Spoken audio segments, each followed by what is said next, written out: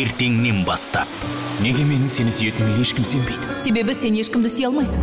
Шынайы махаббат деген олай 4-5 рет хат жазысқаннан тумайды. Махаббат деген бір көрген сәтте-ақ болады. Адамзатқа тән ең ұлы кіршіксіз сезім мен. Шынымен де мына немені сүйесің бе?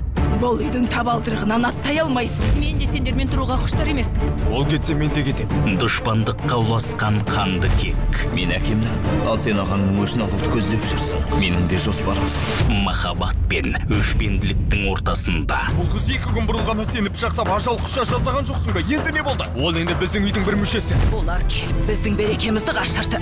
Сен сияқты ағаңның барына жоға. Енді мен де олардың көзіне көк шыбын үймелетпесем, Сезім отына өртенген. Аға, қойма, өртеніп жатыр. Көмектесіңдер! Аға, еште. Біреу бар ма? Көмектесіңдер! Көмектесіңдер! Жазықсыз жүрек.